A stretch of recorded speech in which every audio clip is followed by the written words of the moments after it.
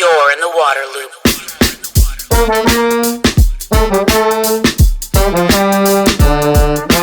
Water loop, water loop, water loop. Welcome to Waterloop. This is Travis, joined for this episode by Dr. Vanessa Pirotta. She's with Macquarie University in Australia. How are you doing? Very well, thank you. Thanks for having me. Yep, I'm glad we could work this out in our much different time schedules. It's like 5 p.m. here on the Eastern U.S., 8 a.m. there in Sydney. So thank you very much. I came across your work through social media and those great platforms, and I was really interested in a lot of the stuff that you focus on. But in general, you seem to be very into the whales and dolphins and kind of these big marine mammals. Why are you so into them?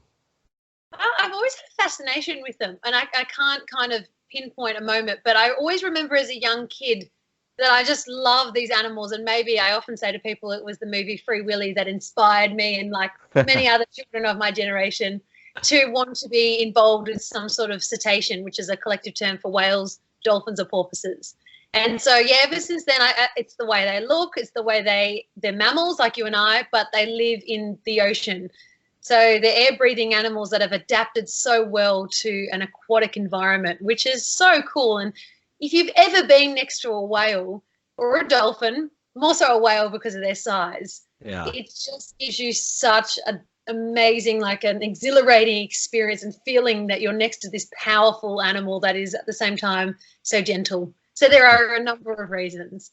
I got a couple points. So I lived in Hawaii for like 5 years and was lucky enough to kind of be in with a couple of humpback whales. I was like the only person around other than my friend on the boat. And, it was just totally amazing. The one turned and looked at me with its eye that's like bigger than my head. And it was looking right at me, and I'm like, they don't eat people. They don't eat people. But that was super cool. And yeah, I've been in with the dolphins a whole bunch, and it's amazing stuff. I think a dolphin is like my favorite animal, period. What's the difference between a dolphin and a porpoise? Oh, I always get asked this question. It's the anatomical difference. So first of all, they have different teeth.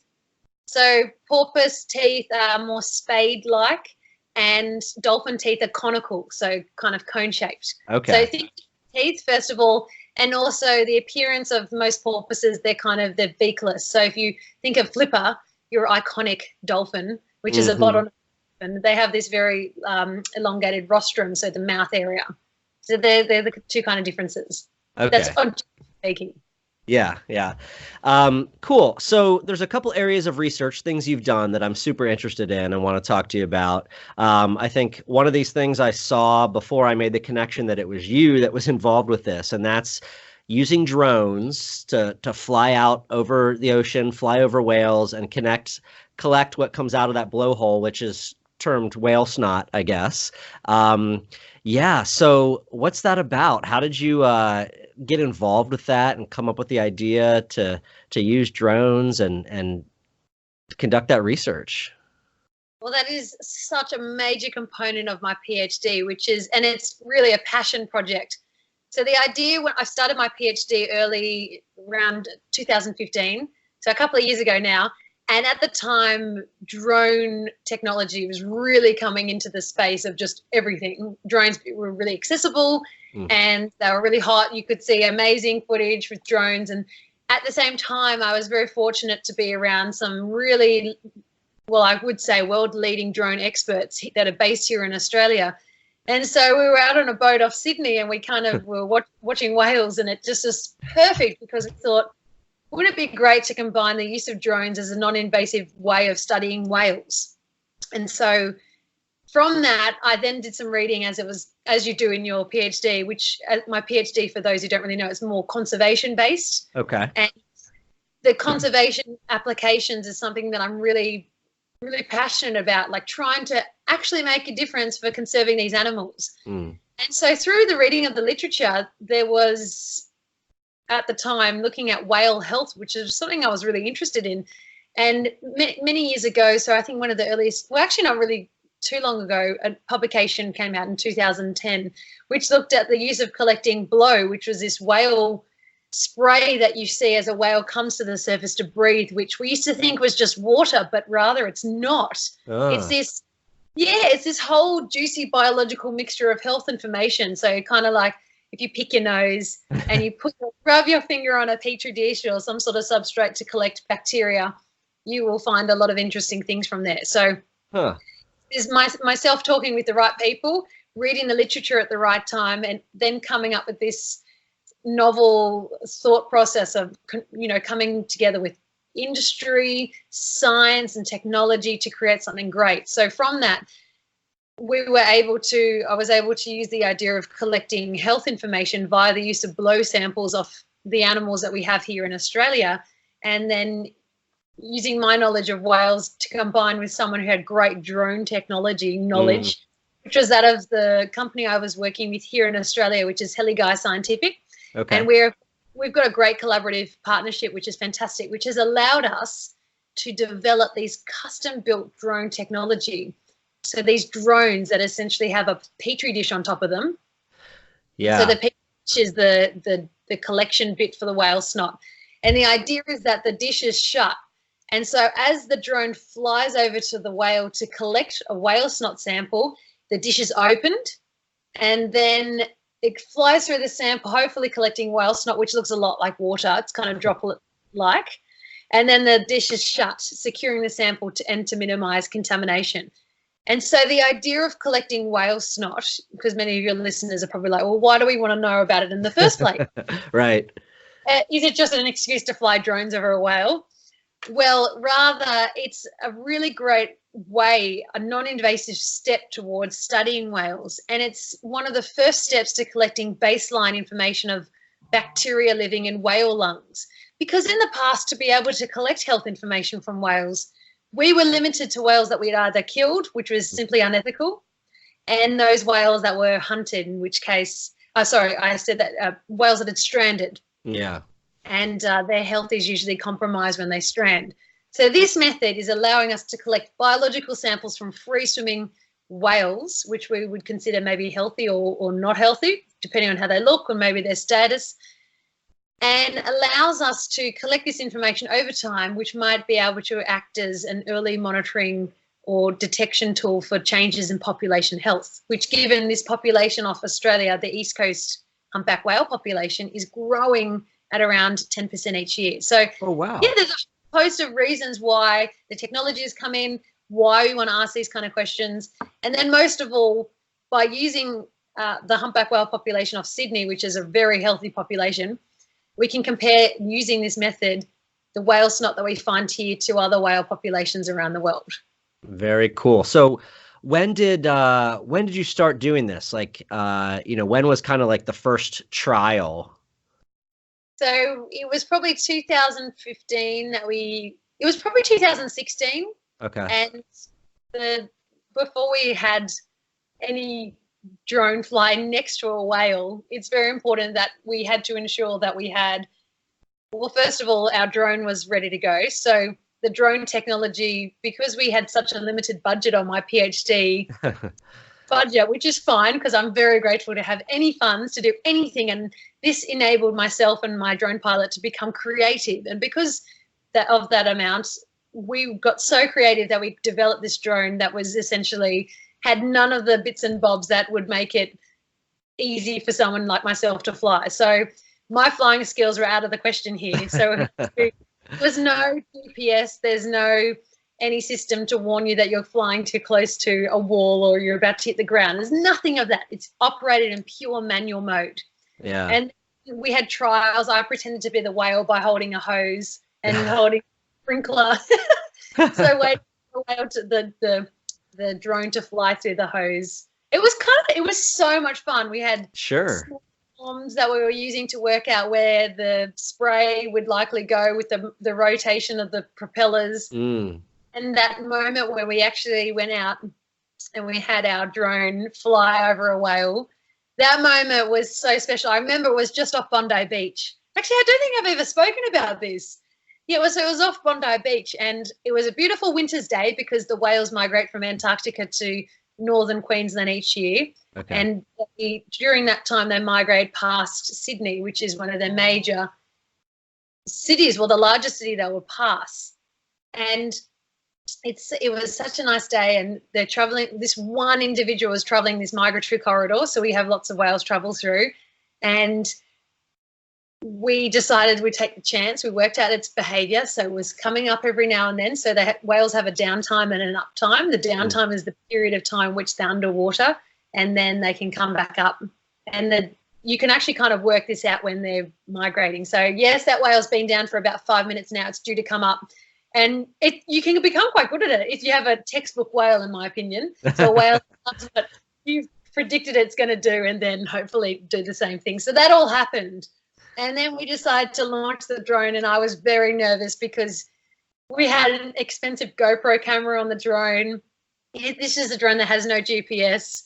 We made sure that we had civil aviation. In Australia, all the airspace is covered by CASA, which is the Civil Aviation Safety Authority. Okay. And we also animal ethics to do this research, and we also had scientific licensing from the New South Wales government, which enabled us to work within the space. So there's all these different things we had in place, which is good for the animals. We have to have protection. Sure. And as long as just to be able to publish anything, you must make sure that you have these types of things in place. Otherwise, your research won't be looked at at all. So yeah, so the drone is launched into the air. The whale's moving predictably, which is great. That moment came where, because the drone has a camera that you can see what the drone's seeing, and obviously at all times I'm watching the whale and the drone. So that was my main priority, when we must maintain a line of sight at all times. So the drone flew out over 200 meters away from the vessel.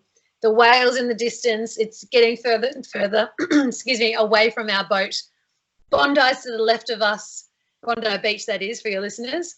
And the whale comes up to take a breath. Then the drone pilot, Alistair, is in the right time and just lowers the drone. The Petri dish at this stage didn't have a flip lid. So this is a very early form of our drone. So which means that the sample that we're likely to have gotten is subject to contamination as it flies through. Hence, we didn't use the sample that we collected for analysis. And then the drone went down. The whale took a breath. The drone went down, collected the sample, and Alistair, once he collected the sample, the drone came back up above the whale and just kind of, Alistair was kind of taking it in. I was so excited on the boat that tears. I was crying. You're like, we got it. Yeah, all that work, right?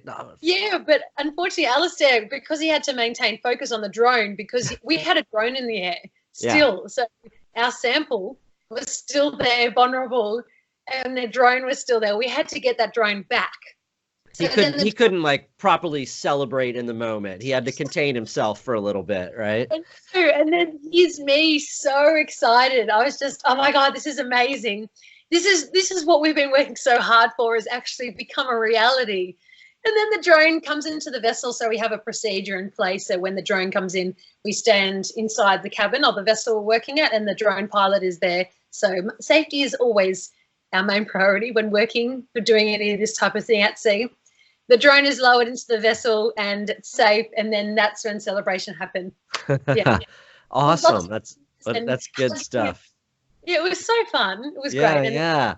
And then so the flip lid was an adaptation that you came up with, like a way to, again, protect the sample, the integrity of the sample. You're like, let's get this mechanism on there. And you can obviously operate that remotely when it's time to go, trigger that to open, trigger it to close, kind of thing. Yes, and Alistair, the drone pilot, or whoever's operating the drone, has control over that. There has been cases that I've worked on projects of sampling whale snot in other parts of the world where there's been the drone pilot and someone independent of the drone pilot opening and closing the lid. That is not as successful, in my opinion, just because the timing, when you're flying or when you're driving the car, you can anticipate the moment when something's going to happen, and then it can be more effective. And the idea is that the drone, the Petri dish is only open for a really short amount of time just to collect the sample, and then it's shut. Yeah. So, what comes out of the whale? It's not just, they take in water and they shoot the water out. That is part of it. It's collecting other stuff from inside the whale, or that actually is something that's been in that whale for a little bit longer than that particular breath, or what's the process there biologically that creates that? It's not just water passing through, like you said. No, so a whale kind of they have two nostrils, well, the humpback whale, that is. Sperm whales have two nostrils, but only the left nostril is visible. So the other nostril is not. So there's another little fact. So they've got these two nostrils, and they kind of open up, think of, opening and closing your hands really rapidly. Okay. But what happens is they're so good at exhaling air. So because they come up to the surface, they're so quick of exhaling and then rapidly taking in air. It is phenomenal. It's kind of like that quick. And an animal that's in the water for, say, a couple of minutes can just do that, and then will come up and take a couple of breaths and then go down. So it's estimated that around 90% of the air comes out of the animal, so they can, of their lung capacity, and then they can, in something like 0.3 of a second. Wow. It's really and quick. They've got good sized lungs, right? This is a whale we're talking about. So that's a lot of actual air. That's amazing. Yeah. So someone of my size, so I'm about nearly 6 foot, I have a lung capacity of around, and likely yourself too, around 6 litres or so. A humpback whale lung capacity can be over 1,000 litres. Wow. This is a massive amount of air in an animal. It's a big mammal. So we're talking of an animal that I work on. It's 17 metres in length and 40 tonnes. Ugh. So that's a massive animal. So, yeah, in what comes out of the lungs, what comes out of the nose rather is information from the lungs. So you've got epithelial cells, like cells from the lung wall. You might have mucus, and inside of that you've got bacteria or bacterial DNA. You've got lipids, proteins. So there's a whole host of things. But the reason that we see the water, or that visible shooting of that, is because a humpback whale, for example, in front of their two nostrils, they've got kind of like a raised bit of the body, which is known as a splash guard. Mm. So as the animal is underwater, their nose is actually, there's like a kind of a pooling of water as they come up. So you bring the body up out of the water, there's going to be water that's coming off. But as a result of that, water's being pushed from the surface of their nostrils up. So that's why you can see it. And I've been to areas in Antarctica. So in Antarctica, because the environment is so cold, on a cold day when you breathe and you can see your breath. Sure. It's like that. Wow. So cool. So have there been any early findings or really interesting stuff that you've learned by being able to gather these samples and look at them? Yeah, so first of all, we've collected baseline bacterial DNA from these whales. So this is a collection of bacteria living in the whales of northward migrating humpback whales off Australia in the East Coast population. So this is the first step towards collecting a library, in other words, of what are the types of bacteria we're likely to find in these animals, and would we consider this from a relatively healthy or a sick whale, in very general terms. So we've described a pool of information of bacterial DNA found in these whales that are free swimming from Antarctica. This will then go to the more global library of information that we're now collecting with scientists around the world of the types of bacteria that we've got in these whales compared with other whale bacteria. So we're essentially comparing whale snot around the world. Yeah.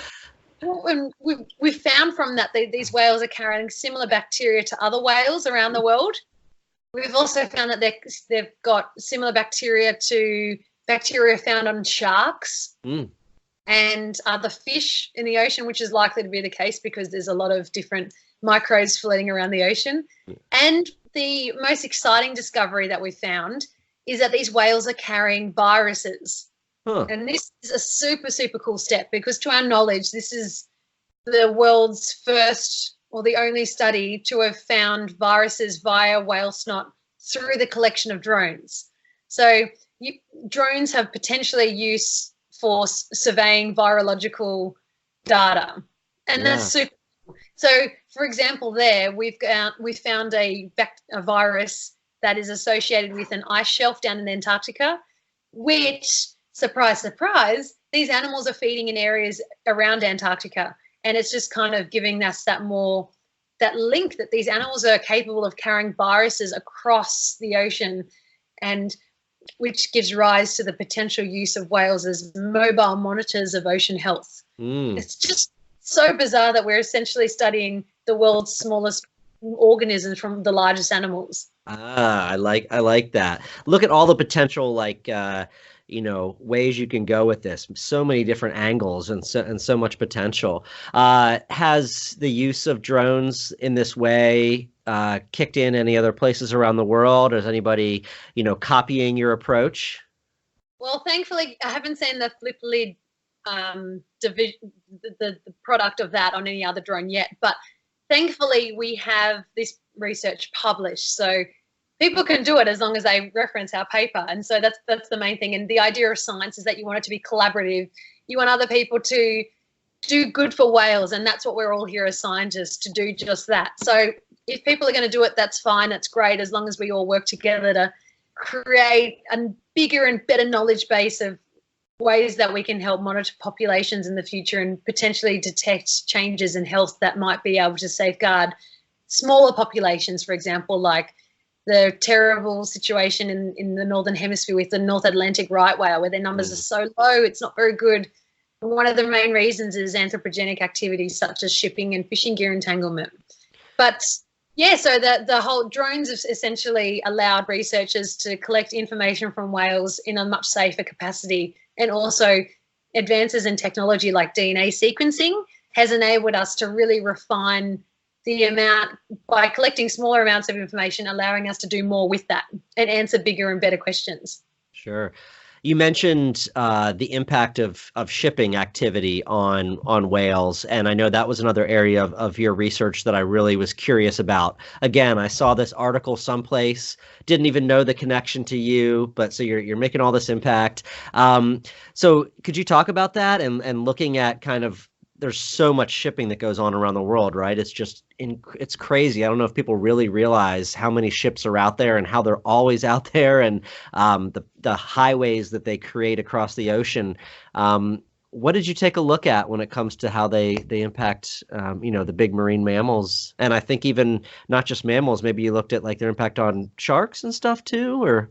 Yeah, we coined a term which we refer to as marine giants. Okay. And so marine giants is the great whales and sperm whales as well, so the big baleen whales like blue whales. But we also looked at whale sharks and basking sharks. And so we put this under an umbrella for this paper, at least my recent paper, which is referred to as marine giants. And the reason we've selected these individuals, or these species rather, is because they're all vulnerable to shipping activity because of biological traits. So, for example, a whale needs to come to the surface to breathe. So when you're at the surface, you're potentially vulnerable to shipping activity. And also, due to their large size, they're just the bigger you are, the more susceptible you potentially could be to a big vessel.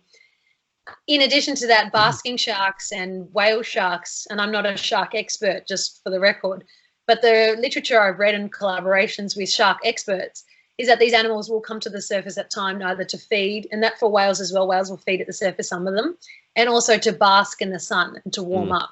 So, yeah, these animals all at the surface, they all have potential impact to be impacted by vessel activity. Now, the idea of vessel activity is a real big problem for these marine giants because often where they occur, shipping occurs. And we all know that shipping is found throughout the world's oceans. So that is a potential impact. And what we've done in this paper is we've looked at shipping lanes. So your listeners or viewers might be familiar with, the shipping route goes between this country and transport goods. In fact, over 80% of the global transport of goods is done by a ship. So the computer you're watching this on, you're listening to this device, or whatever you're wearing, whatever you're sitting on right now, has probably come to you by a ship in some capacity. This is a big thing for all of us. And as a result, this means that ships are, as I said before, present within many of the environments that these marine giants are active in. And so what we've thought of is I've collaborated with a road ecologist, Professor Bill Lawrence from James Cook University in Australia, and he is an expert at this. He looks at the impacts of roads in the terrestrial environment. So roads that we drive in, you might not think it, and I never really actually thought about it, but they have impacts on the environment. So the actual destruction of the environment to create that road, the usage of cars on the roads, acoustic pollution, you've got chemical pollution, petrol fumes, all of this next to the road has a potential impact on the environment. And so what we've done here, and this is really novel and really exciting about this work, is we've essentially taken the idea of road ecology, which studies the impacts of roads in the terrestrial world, and apply that in the marine world by using shipping lanes as what we refer to as marine roads. Okay. So we can take some of these ideas of how we study terrestrial roads to help study marine roads to help mitigate the impacts of shipping on marine animals. Yeah. And what did you what came out of the research? What kind of were like the main findings? Because it wasn't just saying, hey, this is an approach you can take to it, but you actually kind of learned a little bit out of doing it. Yeah. So we essentially created a framework using some of the ideas I developed from the study of road ecology in the terrestrial world.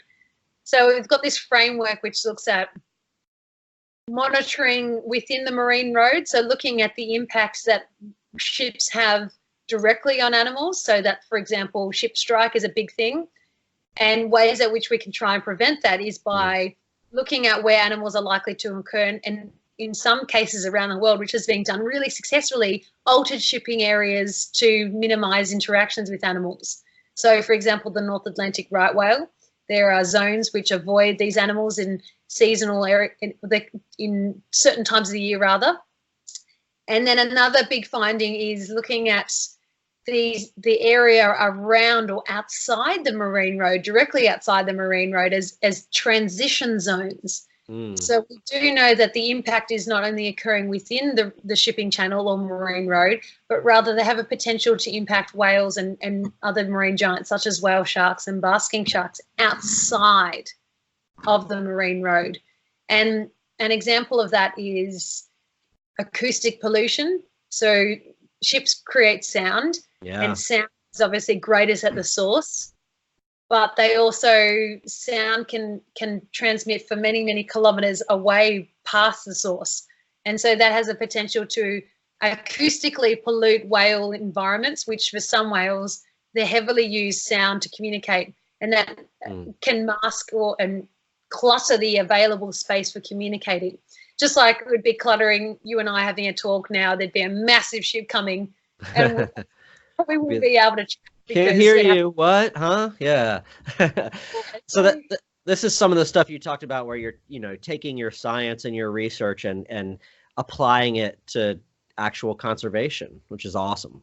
Yeah, and the thing is, with the work that I do, I don't want to be against, say, for example, the shipping industry. Right. I don't want to be pinpointing the problem on anyone in particular, but what we've got to do is realise that we as scientists don't want any whales or any marine giants to be hit. The shipping industry doesn't want that either, because that costs them a lot of money. And also it's an inconvenience for their transport and their movement times, and it would just do a lot of impact. But also governments and international protection, so the International Whaling Commission, people who join efforts internationally and also nationally to protect whales, we all have an obligation, especially here in Australia, to do our bit to protect animals. And so our government is going to work towards ways to potentially minimise these interactions. So it's for a common goal that we all want this. And I used to work on mitigating entanglement in fishing gear. So whales would be caught in fishing gear, which is a big challenge. And it's a challenge around the world, I must add. And one prime example is the vaquita porpoise in Mexico, which is, I think there's only about 10 or so the recent readings I've seen, which is terrible. And it's because porpoises the vaquita are getting caught in fishing gear, which is terrible. So at the same time, the people who are fishing probably don't want to have these animals interacting with fishing gear, but no one does. The animals don't, government, fishing industry, scientists. So that's another example of how we need to come up with strategies to work together collaboratively, if it's possible, to do more. And so this shipping paper in particular highlights the need to do just that. Cool. The other area of research that you just touched on and mentioned earlier is this idea of entanglements, right? And I think you've done some work around like whale alarms that can be used to help prevent entanglement in fishing gear. Um, Yeah. what's this next cool project here? Well, this is actually one I worked on in my master's. Okay. So this is a cool project I came from, but there's always potential to do more. And thankfully, I have an example of what I'm talking about. And if your listeners are listening and can't see it, that's fine. There's been many ways to try and prevent entanglement in fishing gear for cetaceans. So again, whales, dolphins, and porpoises. And they do get entangled in fishing gear. And so one of the ways, and early ways, there was a gentleman called John Lean, and he was fantastic in this field of trying to prevent entanglement. And so he came up with a few ideas of physical noises. So I think there was an early device known as a clanger, where it was just a simple device that was placed on fishing gear, and as the tides moved or the ocean would move, it would make a sound. So that would hopefully deter animals, or at least alert them to fishing gear presence. And there was also another one that was a reflecting device that hopefully animals would see the device and be more alert. But on more recently, there's been the development of whale alarms, or pingers. Some of your listeners might be familiar with. And so the device I'm holding in my hand for your listeners is a small device that can fit in the palm of my hands. It's probably about a couple of centimeters long, and it's called in this case, a whale pinger. And the idea is that it has a little section at the top and the bottom where it can be deployed and attached to fishing gear. And it creates an acoustic tone, so like a 3 kilohertz tone in this case. We can hear it because our acoustic levels are within the range of what a whale is likely to hear, which we don't know 100% what that is, but we can hear what they sing, right? So there's that overlap. And it also will have a light for, well, potentially attracting it, but for alerting fishermen or fisherwomen to where the alarm is placed, in other words. And so the idea is that you can place this type of device on a type of fishing gear, in which case for my research, I trialed a single use scenario of like a lobster or crab pot, where there's just one source of fishing gear with a little device down the bottom which captures the crabs or the lobsters, and has a single line going to the surface. And that unfortunately does entangle whales. So the idea is that you place it on the net and it acoustically alerts that tone, and hopefully the whales will swim past it and go, oh, there's something there, and then, oh, we might move away from it. But I trialed this off Sydney, and this is a published research. And what we found is we had this scenario where we had the single fishing gear type set in the middle of the migratory corridor off Sydney. So the whales were going past it in the northern migration. And I used a Theodolite, which is a surveyor's tool. And if your listeners have ever heard of or seen a surveyor, using Pythagoras theorem, working out the triangulation of where they are. And I used that to work out where a whale was in relation to my position. So it was really cool. I never thought I'd be doing that. And so what we did is I tracked whale movements going along the coast past this device, but in 2 treatments. So when the alarm was on versus off. And as the observer, I was blind, so I didn't know if the alarm was on or off. Okay. That was really important to do. And so we did all the testing over a period of a couple of years, and we found that these whales, when the alarm was on and off, made absolutely no difference. Ah. Yeah, I know. And unfortunately, some of the tracks that we have, the whales go right over the alarm when the period of it being on. And I had the luxury of working with a fantastic acoustician. In fact, probably one of the world's, in my opinion, best acousticians. His name is Douglas Cato, and he's fantastic. He's very well renowned here in Australia as well. And I was working on this project with him, and he said, the environment is becoming so acoustically noisy, the ocean environment. And it might just be a case that the alarms are simply too faint, or they're just another addition to the acoustic environment. Right. Hey, well, this is this is how science goes, right? It's trial and error and experimentation and learning and moving on to something else. So, can't feel too bad about that. The thing is, it was a really good study to raise the awareness of these devices, and also hopefully do more with them. To study, to teach with them and trial them in different scenarios. So in addition to, being a researcher and being focused on conservation, one of your priorities is being a science communicator. And, you talk about that on your different platforms. Why is that important to you? What does that mean, and why is that important to you? Well, I didn't realize the impact of science communication would have throughout my PhD, and it's been really, really important. And so my PhD journey has allowed me to discover the need and the importance of communicating science. And for some people, I remember when I first started doing this, some people thought, oh, maybe it's, why would you do that? Or is it just self-promotion? But rather, it's actually not.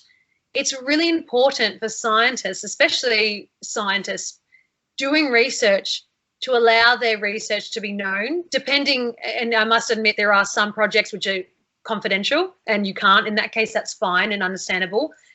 But if you're doing research with government funds or publicly funded work, it's really important for people to know where their money is going and what types of research is going on. So for my work, it really lended itself to being communicated. So the idea of collecting health information from whales non-invasively is a massive step towards conservation aims and practices around the world. So why not tell people that we're actually doing this? Mm-hmm. And at the same time, technology is a very growing industry and it's fun and exciting. So by me and my team essentially telling people what's going on, hey, we've done this research, this is what we've found. We've also been able to observe whales via this way, and it's a story. So essentially science communication is a storytelling service to people. And if you're interested, then you're likely to engage with that. It's been very, very powerful for myself for this work. And it's allowed myself to have the conversations that what we're having right now, to chat and talk about this across the world. And in doing so, we've raised some really important issues that whales face that your listeners might not be aware of. So that's the steps that science communication can allow myself and yourself, what you're doing essentially as a science communicator as well, take to make science accessible to people. And that's what I love doing. And it's fun. And I've met so many people around the world doing it. Yeah, sure. I mean, science is how we understand the world, right? Science is how we improve the world. And by sharing what's going on in science with people in a way that they can understand, just by, especially that non-scientists can understand, it just it helps people to understand the world around them, to understand what's going on, to understand the impact they have, how they can make a difference. And that not all scientists can communicate that well, right? I mean, I also work a lot in a world of engineers, and they same kind of thing. So if you are a scientist or an engineer that can communicate, you got to use that tool for good, So yeah, and that's a really good. It is okay not to be a good communicator. I mean, we don't. What does make a good communicator? It's maybe just the things that we like, and that's okay, because as scientists and engineers, whatever you may be, teachers, you are not formally trained as a communicator. It's using those other skills or driving. My passion drives a lot of what I do. So I'm really interested in this type of thing. So why not allow others to see this kind of thing and get it out there? And I found so many other people are also interested in similar things. Yeah. And if you do have someone that is potentially really good at communicating, why not collaborate with them or ask them, hey, how do you think I could get my research out here? Or how do you think we could best tell people about this thing that we're developing to potentially save lives? And there are people now in universities that are devoted to science communication. It's really helpful if you're a journalist and you have science backing and you're a science communicator. So that there's lots of different avenues that I've discovered post-PhD that I can potentially work on and have fun with. Yeah, there's a lot more of that happening, which is great. My deal is I'm a communicator. I'm not smart enough to be a scientist or to be an engineer or something like that. So I just like to create platforms for people to be able to share information. One of the other things you talk a lot about is being a woman in STEM, right? In science, technology, engineering, and math. What does that mean to you? That's really important. It is really important, and it's kind of goes beyond just you're a woman in science, this whole hoo-ha. It's super important. And the reason I say that is because I'm an auntie and I have nephews and nieces, and it's so great for them to see what I'm doing because it allows them to aspire to a lot of different things rather than just traditional routes that women might take. And also in the process of doing my work, I've had people come up to me and say, can you speak to my daughter? Can you show her? I want her to see what you're doing. And I find that like I remember that. And it's really kind of, it impacts me because it's really this motherly instinct providing the opportunities to show the opportunities to children that, hey, you can do this, or you can drive boats. And I remember asking my nephew to draw a boat, rather, not drive, he's a little too little for that. But yeah, say, can you drive a boat? Can you draw a boat? And he drew a male driver, and he also, I bought him this boat and it had a female driver. It just coincidentally had a female figure. And he's like, why is there a woman driving the boat? And I was just like, my gosh, he's only really little and saying these things. Right. So it's all about changing the perception and going beyond the stereotype and showing that women can have very dynamic roles in whatever they choose to do, which is really empowering. And it's not to put down the males, because males should be able to do this as well. It's all about equal job opportunities and having fun. Yeah. I mean, yeah, there's plenty of jokes or funny things in movies where they show a male nurse, and why is that? What's wrong with that? Why is that something unusual? I think the last thing I want to ask you about, and it's apparent through our conversation here, but I mean, as I was watching different videos and seeing stuff, you bring a ton of enthusiasm and energy to it. Yeah, where do you get that from? Why do you put that out there in that way? Well, first of all, thank you. I don't know. I think it's when I ever speak about something that I really love, I just have this, it ignites me just to go bring a lot of energy to it. And yeah, I feel really energized when I speak about something I'm really passionate about. Yeah. So I think my research has provided this platform, and much like the avenues and the outlets that you are creating right now, are providing a platform to spread messages and to share with the world ideas and to highlight issues that are currently going on, especially coming back to the conservation issues that I've spent much of my life working on. Yeah, sounds fantastic. If people want to check out your work or follow you, where can they do that? Yeah, so the first port of call is my website, so vanessapirotta.com, just .com.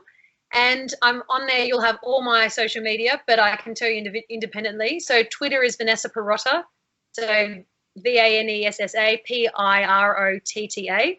And Instagram is the same as Twitter, Vanessa Pirotta. You can also follow me on Facebook at Dr. Vanessa Pirotta, and then LinkedIn as well at Dr. Vanessa Pirotta. Fantastic. Good stuff. Well, I will continue following you and seeing what kind of fun research comes out. I hope others do too. I really appreciate the time. Thank you so much for having me, and great work. You're in the water loop.